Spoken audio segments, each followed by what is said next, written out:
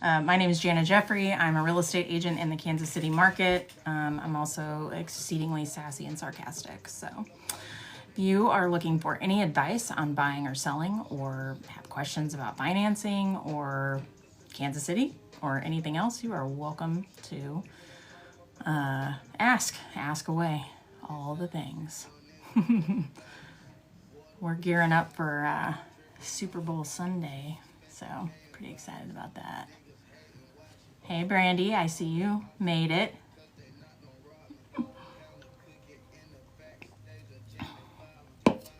I'm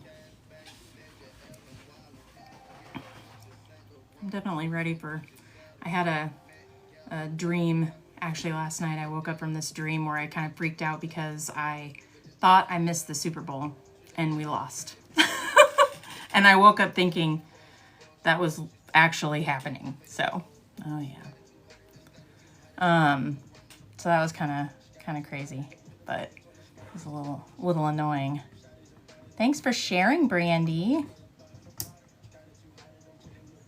Bryant joined, who's currently about 10 feet away from me. Oh, goodness gracious.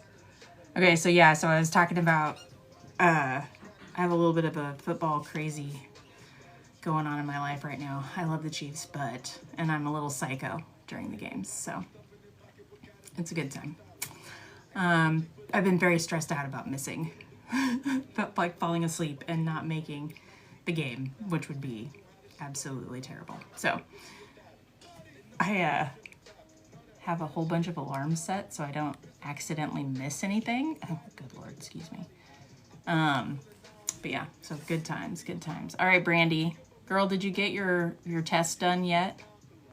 Did you get that last little bit taken care of?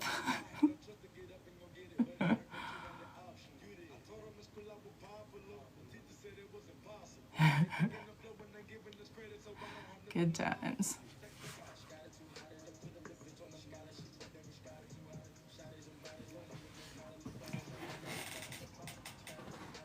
All right, somebody's got to ask a question because that's kind of the point. Just saying. I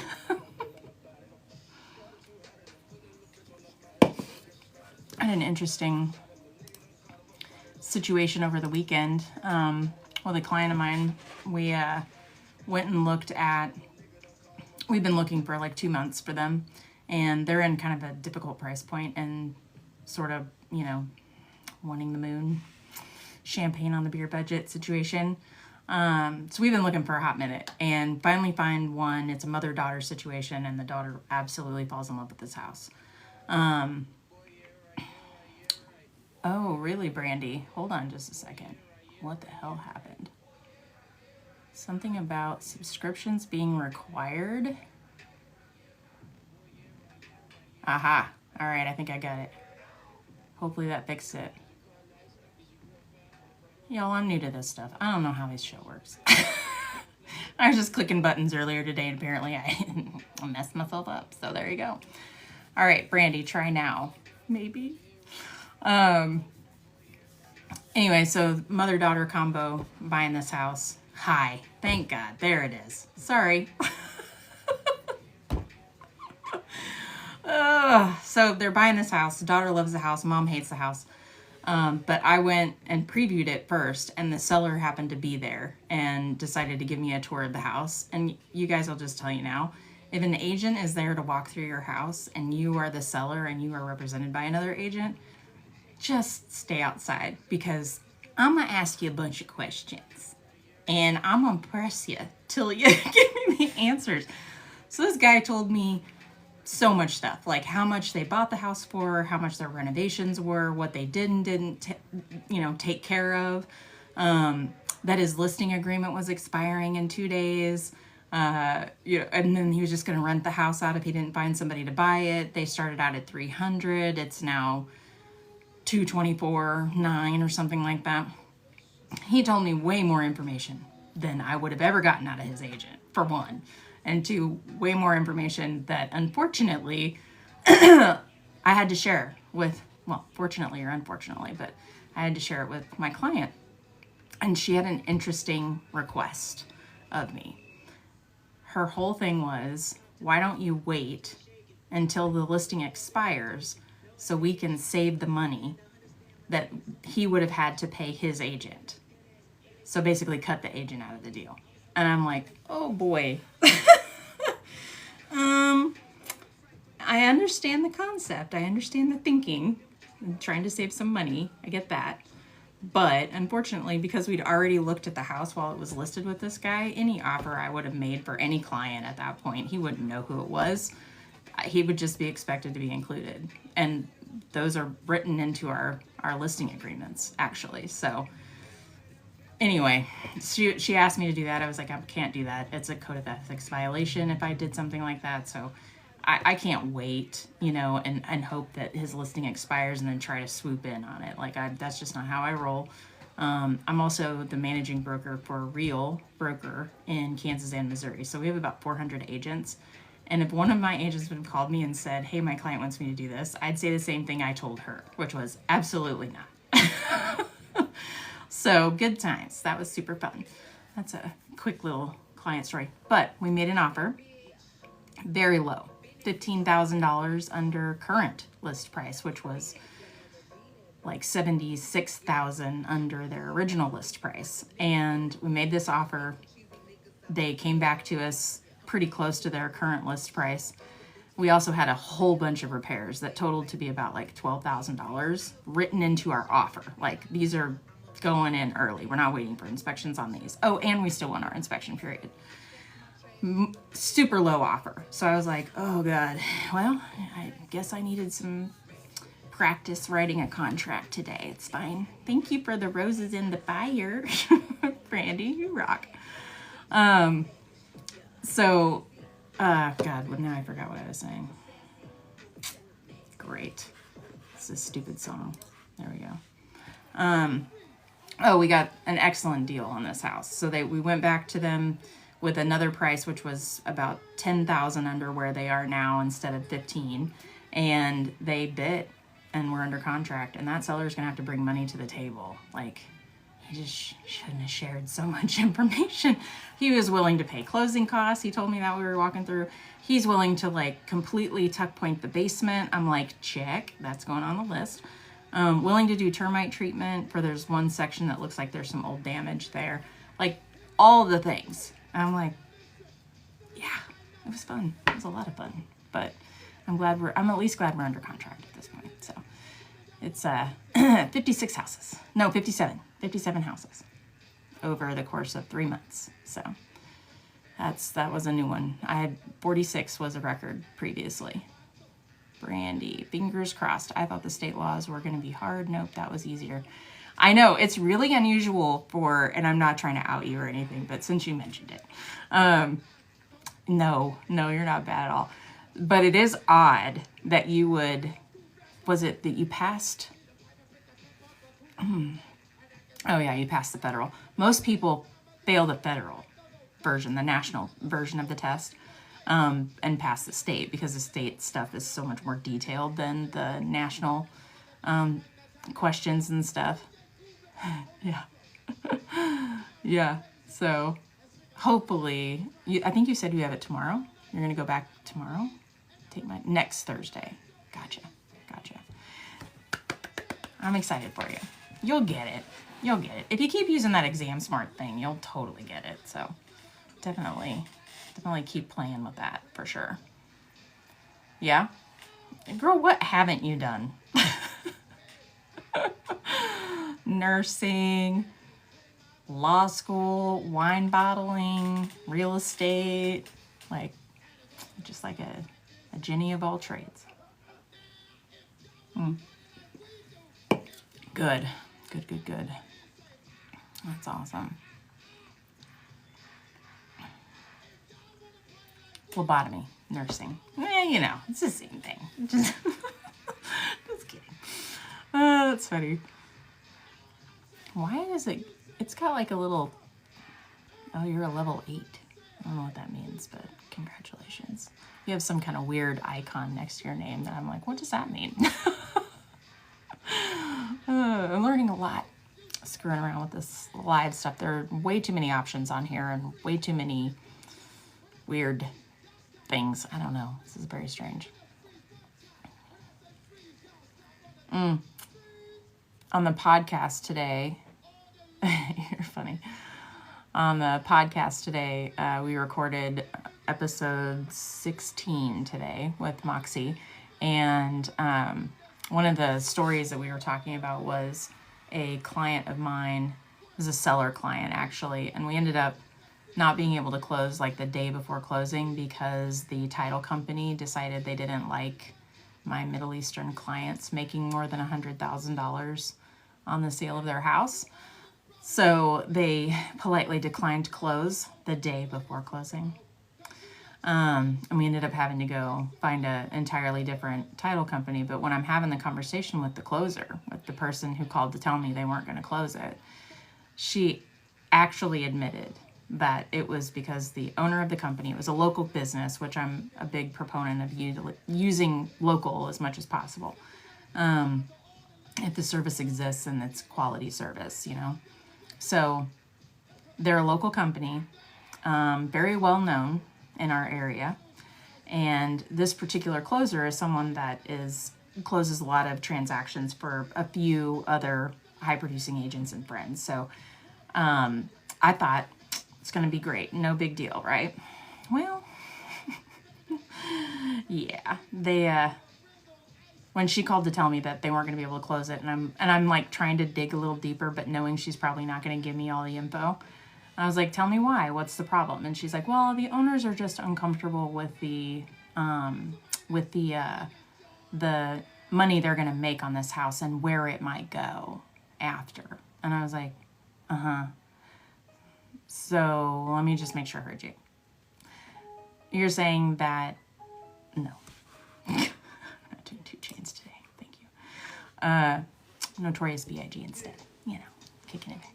Anyway, when I asked her, I was like, let me make sure I understand. You're telling me that because my clients are making more than $100,000 on the sale of their home and they're Middle Eastern, that your owner is uncomfortable closing. And she was like, yes. I was like, dude, I yanked all my business. And I told her that. I was like, I will never close. And that wasn't the first time, but that was the first time it was so egregious. I'd had other issues where they were questioning identification and paperwork and all just like stuff that we'd never had issues before, twice. So there were 2 clients before that Middle Eastern clients that had similar challenges, but not like this. Of course, they weren't making more than $100,000, which shouldn't fucking matter, honestly, but whatever. So they're making more than 100K. She says that. I tell them, I'm like, you know, you might have a case if at some point you wanted to pursue some kind of discrimination thing. And they're like, no, we just want to move on. We just want to move on. We got them closed 2 days later with a completely different title company that had no problems. And that was just so stupid. But that was the story that we shared today on the podcast. So it'll be a fun one. I give quite a bit more detail on the podcast than I will here. Yeah, Brandy, it was insane, for sure. It was absolutely insane. And really unfortunate because they're just such great people. And the wife grew up here, like she was born and raised here. And her husband is from Africa. Like, anyway, it just seemed shitty, to say the least. And I just won't work with people like that. I don't take on clients like that. I don't take on business partners or vendors that express those views either. So kind of a little bit of passionate about that. We work with good people who care about people. Yeah, branding people can be super horrible. And it's been getting worse. You know what I mean? There's just the blatant racism and shit. I'm just over it. But I had someone, hi Toby. I had someone recently call and ask, one of my agents actually, she called me and she's like, I think I just got shopped. And I was like, what do you mean? She goes, I think I just got shopped by someone checking to see if I was going to violate fair housing laws and this, that, and the other. And I was like, I mean, it's been a minute since I've heard of somebody getting shopped before, and usually it's in person. It's not on the phone. But anyway, so she's telling me about this, that this person called and was asking really specific questions, which questions are getting different now that those lawsuits are being settled. So, and all the things that we're doing to make sure everyone knows that commission is negotiable. It always has been. It always will be. The only kind of set commission is one an agent sets for themselves in their business. But Jesus, I forgot where I was going with that. Anyway, so she thought she was getting shopped. This lady's asking, like, does a listing agent have to pay a buyer's agent commission? And she was like, no. She goes, what would be the benefits of not doing that? And so she lists off like one or two. She goes, what would be the benefits of doing that? She lists off one or two. And then she starts asking questions like, what would happen if I signed a contract with you? Do you have additional fees that you charge? Do you charge those fees to everybody equally across the board? Do you have a different fee for your sellers than you have for your buyers? Do you have different fees for different price points of homes? Like, just a bunch of questions. And she was like, then it got into, what neighborhoods would you recommend around the city for a young family? And she was like, well, I can't answer that question for you. You would have to look at the greaterschools.org or niche.com. That could provide, school information and also crime maps from the police department. Like, so she did all the right things. She's like, you're not gonna box me in like that. So she did all that. And this lady was like, okay, well, thank you for your time. Click. She's like, it was the weirdest freaking phone call. But I've heard 2 people now actually say that. Yeah. Most people don't ask those kind of detailed questions. Brandy said, wow, that's really specific, that people just looking would not ask like that. Yeah. No, most people who are buying or selling aren't that sophisticated to ask those specific questions. Those very much felt like lawsuit generating questions, which we had plenty of that. All right, Brandy, what kind of questions do you have? You have questions about real estate or the business or getting started? Let's see. What else can I see here? This is interesting.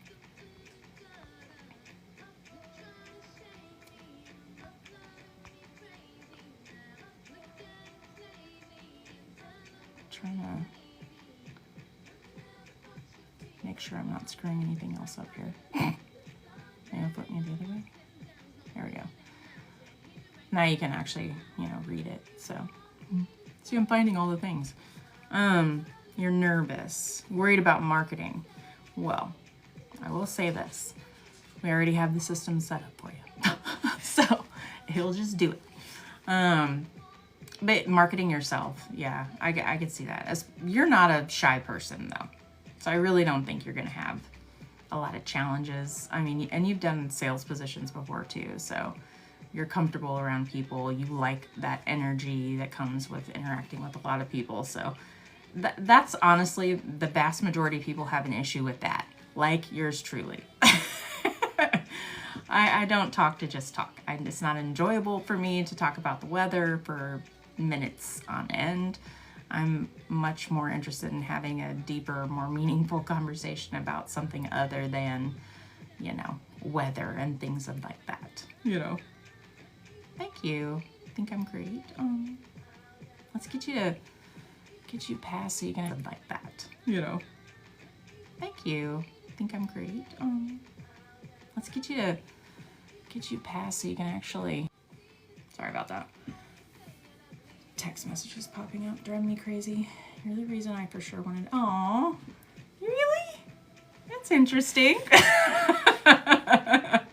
You've had so much fun with your house and all those. Oh yeah, no, that is true. Okay, I do actually remember our very first conversation at Parked in Shawnee. God, was that 22? I don't know. Anyway, 2022. Park, yes. Yeah. And you guys walked up and were having a conversation and You're basically like, bitch, get the fuck off me. Why are you still talking to me? and then you warmed up and then had a conversation with that terrible, never mind, conversation with another person there, and and then we became best friends. It's fun. Real estate's fun. It can be very, why my hat's all put up? There we go. It can be very stressful and very tiring because you're doing a lot.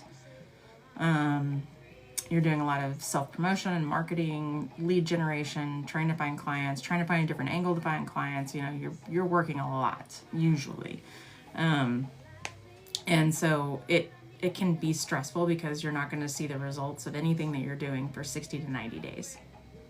You know, so any calls I made today that, you know, just new business calls, I mean, I'm not really going to reap the rewards of that for at least 60 to 90 days, or it's not going to materialize into anything until then. So it's really hard for people to not get that instant gratification, you know, of checking the box and I did the thing, because it takes a hot minute to get there. But I will say this, one of the things we're starting to do now, so your challenge, Brandy, I think is going to be that you'll get really wrapped up in people's lives. And that's not a bad thing, but it can be hard, you know, to balance the professional relationship with the, you know, friend, basically the developing friend relationship too. So people who have really powerful stories, I know I've come across a couple, 3 or 4 recently, of sellers that I've been working with that just have some gut-wrenching stories of, you know, their 5th round of cancer and this time it's terminal and everything that they're doing is just to delay the inevitable, but they don't think they're going to make it to Christmas. You know, like big heavy things, which is common, right? Life choices move people around the globe. So for a job, baby, kids, downsizing, upsizing, status, whatever, lots of people move around for lots of different reasons, but they're usually pretty big life events. So you definitely get in the nitty gritty of people's lives, and they're sharing a lot of stuff with you that it feels uncomfortable at first because you're like, that is a lot of financial information or just simply personal familial dynamics, and you know, especially if you're dealing with downsizers and stuff like that, or even divorcing folks. I mean, that's always fun. It's a skill, that's for sure. Yes, does it seem like at times therapy for them? Yes. Yeah. I very recently fired a client who it just got real uncomfortable. Like asking me to witness a will and to donate to a GoFundMe for a dog and just all kinds of weird stuff that was like not at that level, that, you know, we weren't that close, but it was just getting kind of strange, you know. There were other things that were going on there too, so I was like, this is not a good fit, unfortunately. But I was becoming very close to being a therapist for everything and anything under the sun. And when that happens and you can't do your job effectively, you have got to move on. I mean, you just have to. How do you fire a client? Very gently. I've had to fire a couple. My very first one that I had never fired anyone before. I mean, and it was probably 3 years into my career. I didn't say no to anybody.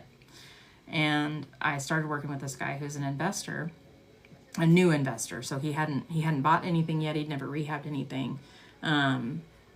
Nice guy, military veteran, helped him buy his primary residence as well, and just seemed like a legit guy. A little rough around the edges, but I get along great with those kinds of people, right? So he's asking me to send him some more listings of properties that he might be able to purchase as an investment, and he gives me his parameters and whatnot. So, you know, based on how much you want to spend, I know roughly where about town we're going to be, and then I'm going to send listings based on that, right?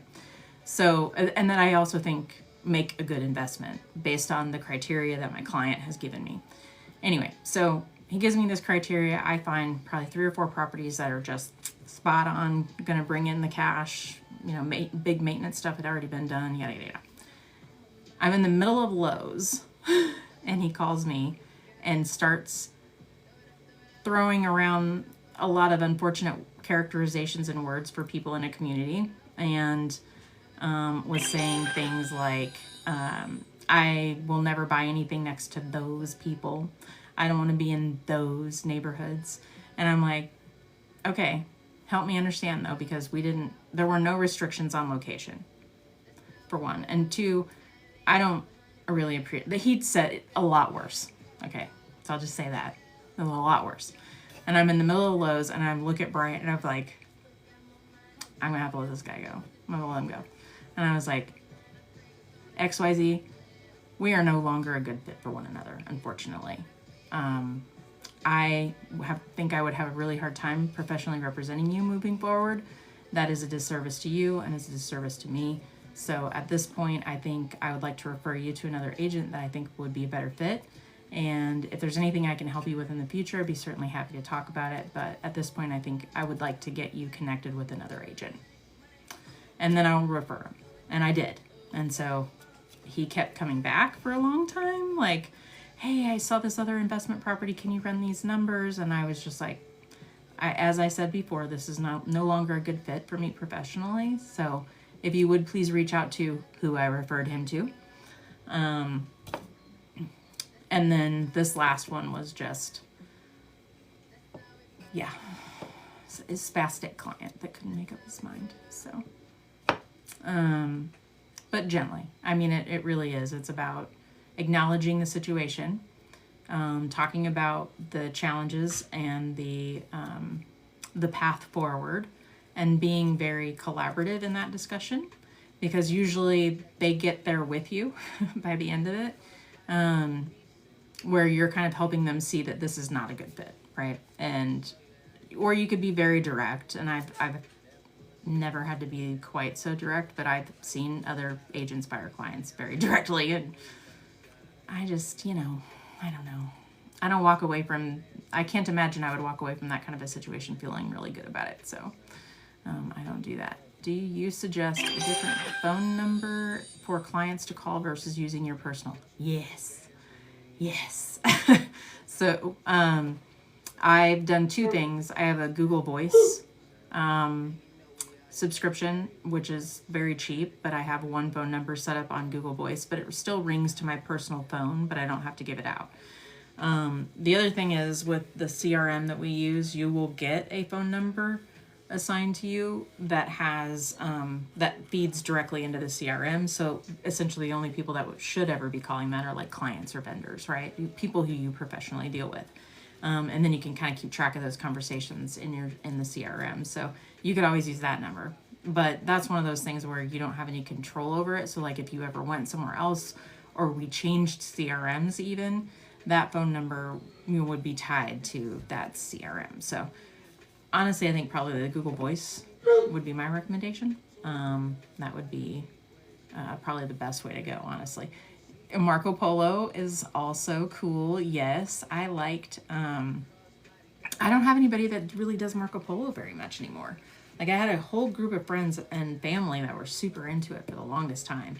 And then I don't know what happened, but they're like, nobody uses it anymore. So if you want to Marco Polo with me, I would be more than happy. And for those folks who don't know, Marco Polo is a video chat app. It's like a walkie-talkie, but with video. Yeah, I had no idea except you and I liked it. Yeah, it was cool. It was fun. It's like text messaging, only you get all the body language with it. And the volume. Good times. Oh, gosh.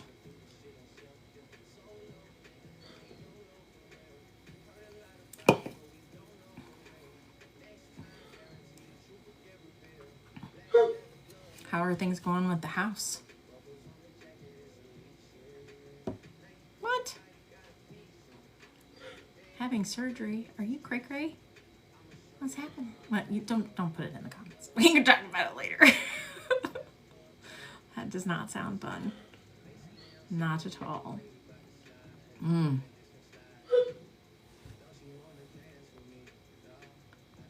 I was gonna look at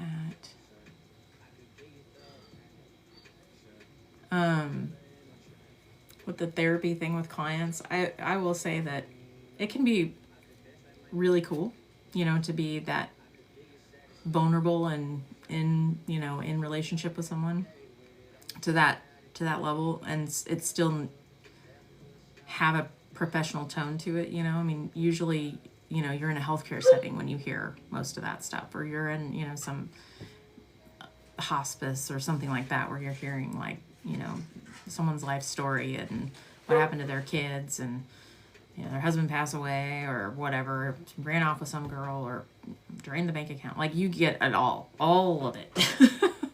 I had a client recently that we had listed that we were going to list their house to sell, and they had a daughter in the basement that was just being ultra abusive to the mom, and the dad has a terminal cancer diagnosis. I've had a lot of clients with terminal cancer diagnoses lately. Anyway, he's terminal. They don't really know how long he has or anything, but there's this daughter in the basement with a boyfriend and a young child, and they're just being like ultra abusive, and she doesn't want to list the house until they're out. So we work on getting all of that set up. They find the daughter and all that finally leave, and it was not a great exit. And then they're ready to, list, and then suddenly his health kind of takes a little bit of a turn.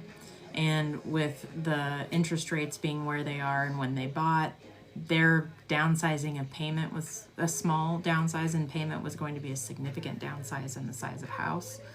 And the quality of the construction and materials and things like that. So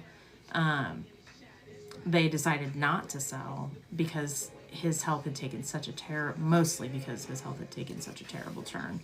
And it just, I mean, those are big discussions, you're getting asked things like, when they pass, should we put the house in a trust now, instead of dealing with probate on the backside? Should we, what do we do with all of our stuff when he passes or she passes or whatever? And, can you help them get set up with an estate attorney, which we do, obviously have those connections, and, an estate sales company to prepare, to sell the contents of a home, like all that. It gets real fast. It definitely does. Oh my God, your house is good. $19,000 later, and pipes again, but wonderful, still happy. Good. Did anything go through the home warranty? Y'all, I highly recommend, if you need a home warranty, you can get one even after you've purchased a home. So just know that you can get a home warranty even after you've purchased. They're a little bit more expensive, but they're, because they assume you have some knowledge, and that's why you want a home warranty. But when you buy them during your, purchase transaction, always recommend, and get the sewer line, whether it's a city offer, a county offer, or the home warranty company offers it. Always get the insurance on the sewer line, especially if you're living in a neighborhood with lots of mature landscaping, big trees, things like that. So definitely recommend doing that. Only $350 worth. Of what? $350 worth of what? Girl, what you talking about?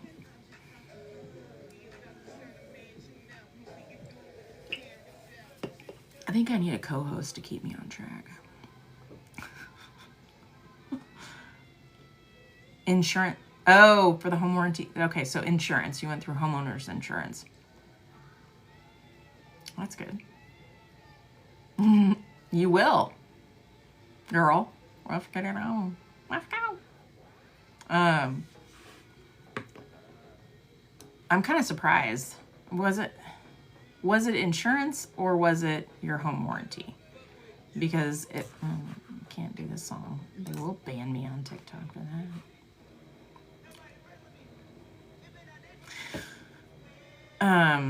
The home warranty stuff though is really good at like any appliances, usually electrical items, things that weren't obvious at the time of purchase. I've heard a lot of people say, oh, don't worry about it, just get a home warranty if the refrigerator's not currently working, you know, and we know it's not working. And someone says, oh, just wait till after your home warranty kicks in, you know, then you can just get it replaced, basically. It's like, well, if it was ever noted that that refrigerator was not working at the time of purchase, they're not going to cover it. So you definitely don't want to do stuff like that. I got my 1099 in escrow and not sure how to read the tax 1099. Oh, I can talk to you about that. There was, okay, it was the electronic outlets and fire inside the wall. There was previously a fire on that? I mean, we knew about the outlets. I knew there was quite a, and like that light fixture in the family room or whatever. Okay, I got you. Jesus. So yeah, that makes sense that homeowners insurance got involved. But only $350 of $19,000 seems like bullshit. Oh my, well, yikes. Good gravy.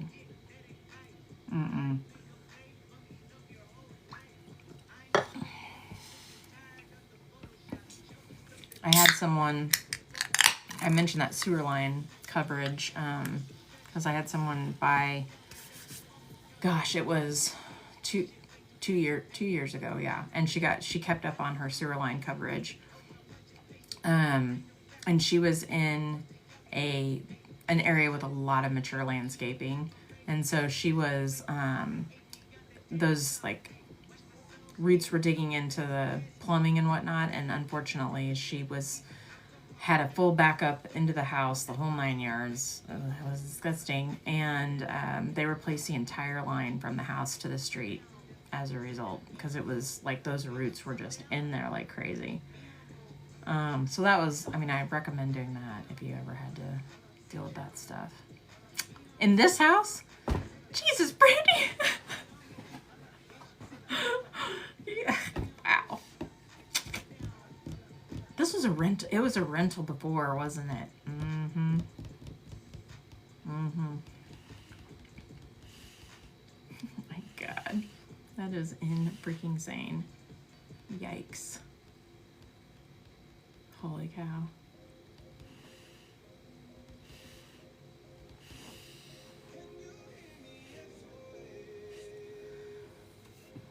What are you guys drinking?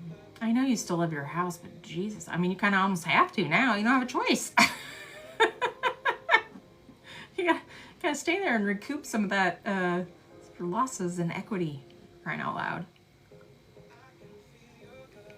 I say that, but that's a pretty cool house. You have 4 or 5 floors, ran side by side split. So you've got a lot of space, which is cool. Are the kiddos still there? And your grandbaby? They still hanging out with you?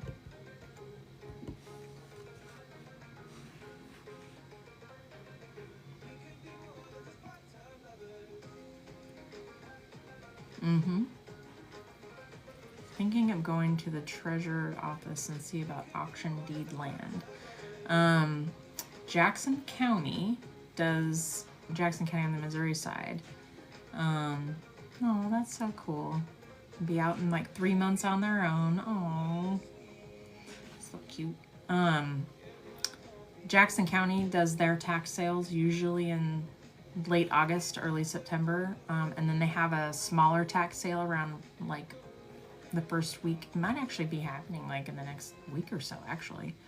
It's a smaller one, but it's still a good one. So, you can definitely go there. The other place to look at are the land banks. So most counties or cities have a land bank of like essentially foreclosed properties that the city has taken over or had previously owned, or their tax sale, they bought it, you know, that kind of stuff. the land bank is actually a really great place to find property. Really great place.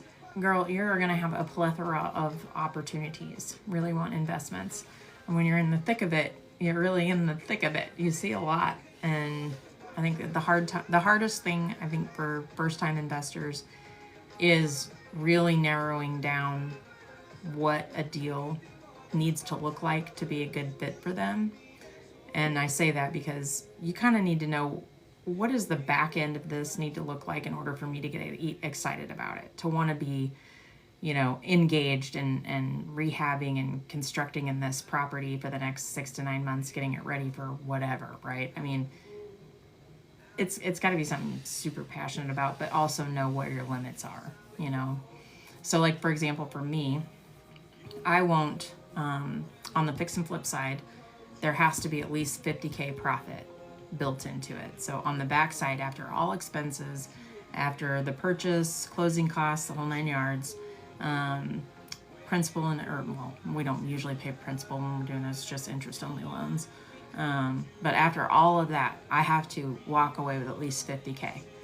And so when I evaluate deals, I have a calculator that I run when plug in, 3 or 4 numbers, and it'll spit out what the profit will look like at the very, very end, like even after I get my insurance rebate back, like all of it together.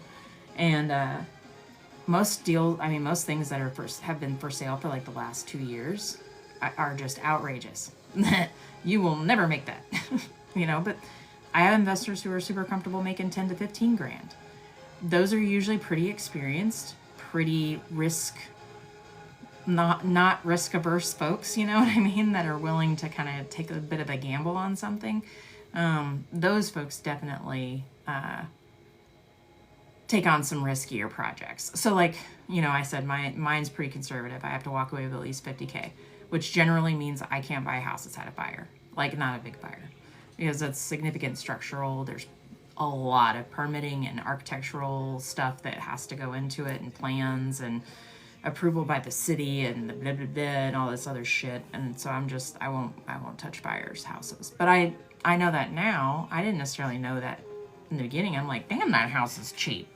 I should pick that house up. And then I'm working with the contractor, trying to figure out what my expense is going to look like, so I have an idea what my rehab budget needs to look like. And seriously, it was like, there's no way in hell I'm going to make any money on this. Especially when I first got started, because it's an expensive way to learn how to do the business, but it's also the best way, especially if you want to work with investors. Being one yourself gives you a different kind of perspective. And you can also have those conversations with those people and be like, my buy box looks like this because of this. It helps them kind of recognize, oh, okay, so you have that as your parameter. I'm probably okay with only making $25,000, so I'm probably could expose them to more opportunities because they're not needing to make as much. Whereas I'm like, I want as much buffer as possible. We overestimate all of our construction expenses. We overestimate our timeline, all of it, right? And then we put like another 10% on top of that, just like oh shit money, basically. And thankfully, I've never lost any money on an investment. Biggest investment return was $170K in 2 years, just from the sale. That didn't include like the rents, because it was a short-term rental situation. So that doesn't include the income we made during that, but just on the sale itself after 2 years, that was the biggest one by far.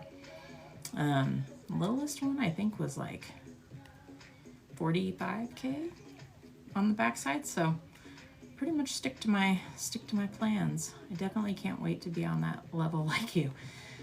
Yeah, I still have a lot to learn. There's definitely a lot of more creative.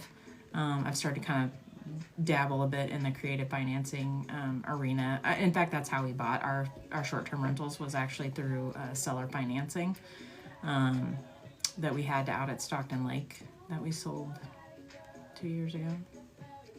I think, yeah, 2 years ago. God, I can't believe it's been that long. It just seems like yesterday. but yeah, I'm definitely getting really interested in the more creative financing. There's just a lot more opportunities to help sellers get out of homes they can't afford anymore, but also make money, and you know, and then there's a delay on my investment, so you know it ends up being a win-win for both parties if that is the case. Anyway, it doesn't always work that way, and then we don't do the deal. But I've been enjoying getting a little bit more engaged in that realm. It tends to be a little murkier. The lines are definitely grayer, which I don't like. I like rules. I'm a rule follower. Well, let me back up. I like knowing the rules, so when I tiptoe across the line, I know I've done it. You know what I mean? Like, informed. I'm at least informed, yes. Good times, yes. What else did you say? Yeah, it's so funny. People are like, "Oh, you like the rules?" And I'm like, "Don't get it twisted. I want to know where those fucking lines are." So when I said tiptoe earlier, but typically I just launch right over it. It's a way of life, folks. It's a lifestyle. Okay, I'm going back here. That's what I'd like to do. I need info on that. Well, and Brandy, I was also going to mention, we have, so, Bryant and I invest, and I have quite a few investors, so I evaluate a lot of deals for people.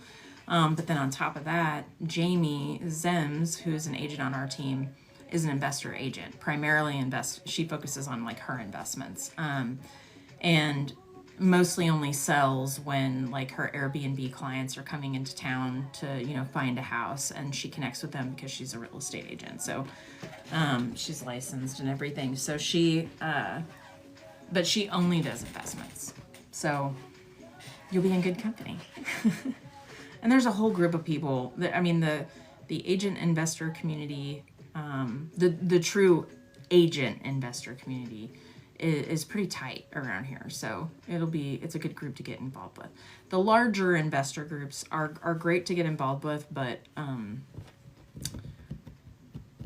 there's a lot of people. It's not that. There are a lot of people, but there's also a lot of drama, and I'm just don't dig it. So I don't really get involved. I'm still a member of Mari, and I do go occasionally to the meetings, but there's just too much drama, especially with the tenants rights group and some of the stuff that's going on there. Like, these people have just lost their ever-loving minds and are, swinging far in the other direction. Quite a few investors of mine are members as well and are very engaged. And those are the ones that have reached out to me, and they're like, okay, now that, the short-term rental ban is done, and we had to switch to long-term rentals. Well, and now the KC Tenants Rights Group got it so that, the income doesn't have to be sourced, credit scores can't be used, past evictions, stuff like that. They're all up in arms over it, which I understand. Their business is changing dramatically in front of their eyes, and no one's prepared. But they're reaching out because they're like, we want to sell. We switched from short-term rentals to long-term rentals. We had to refi just to make the numbers work because Kansas City has a short-term rental ban. And I'm going to say ban. It's basically a ban. I mean, it is. I don't know how else. There's no other way to put it. So their permitting process is exceedingly rigid. There's lots of requirements and things around like how many short-term rentals can be within like a 1-block radius of each other or 2-block radius. Like, you have to get more than 50% of the HOA membership to agree to allow you to have. There's just all kinds of stuff. It just got real crazy. But anyway, so my investors, quite a few of them have reached out, and they're like, we need to divest all of our properties in Kansas City. Kansas City proper, all of them. I want out. And I'm like, you and every fucking buddy else.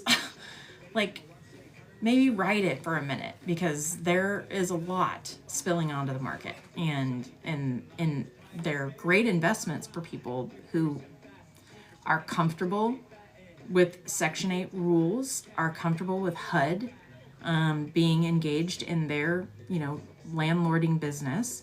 The two property managers I primarily work with are very, very well versed in Section 8 and HUD and, rental criteria and stuff like that. And they manage properties across the spectrum of, one of the guys has almost a $4,000 a month property and, does $600 a month properties too. So, the good ones do understand how all of that works, but it's a process, and it's having other people in your business, that you may not choose to do. So they're just like failing, but it's just created so much chaos and drama within this group that I'm like, y'all cray right now. I'm just gonna take a step back and we'll just see how this lands, because it gets really political really fast and we are not on the same team, okay? I'll stop with that. Yes, you'd like to do stuff for veterans, homeless, and inmates. I am very interested in hearing about all of that. We're doing, trying to find there's a group of people that I've connected with that are interested in kind of digging into the houseless issue with all of the commercial vacant buildings around the city. And I hate to keep harping on this, but it's just pissing me off. So many vacant commercial properties in the urban core, but even outside of that could be turned into, temporary housing, transitional housing, could be shelters, could be, there's so many freaking options. And there's a way for the city or the county to do it in which they're supporting their local economy, but also supporting local businesses and supporting, the community and getting folks off the streets, those who want to be off the streets, right? And it's driving me super crazy. But there's a group of us that we've talked about putting a fund together to buy some of these buildings. And there's a few organizations around town like Save Inc. and a couple of others. Habitat for Humanity is another, that have expressed some interest in engaging. And so we're working through some of that stuff right now, but I would love to get you engaged in on that. It's important to kind of have that like passion project, so to speak, but something that you're really intensely passionate about. And this is one of those things for me, for sure. Yeah, I would love that. Hi, Robin. Hey, girl, hey. But yeah, I'm actually meeting with one gentleman tomorrow that has about 1.8 million, and he's a local guy, has about 1.8 million to buy up some of these buildings, especially these ones that are like falling down. There's just way better uses for that. But anyway, so I digress. So the Mari group has gotten real rough over there, and some of the things that they're doing is just I just don't support it. So but they're a good group to get involved with on a regular other basis. I don't know how else to put that. It's a great resourceful group, but yeah, it can be really intense. But there's a lot of Facebook groups. There's a lot of Instagram, Discords and stuff specifically geared toward agents who both work with investors, but that are investors themselves. And like, how do you, one of the big things a lot of the investor clients that I have asks during our first conversation, and I just kind of mention it now out of the gate anymore just to kind of get it out of the way. But they're like, how are you not going to compete with me? I'm always like, that's a great question. I have a very specific buy box that I'm looking for. And I don't typically take on clients who are in that same buy box. So if your box looks like what mine does, and I'll be very upfront with you about what mine is, then I'll probably refer you to another investor agent friend of mine who's not in that same scope, right? So that's kind of helped with that, but that's a really important question to get asked a lot. So it's good to know what your limits are.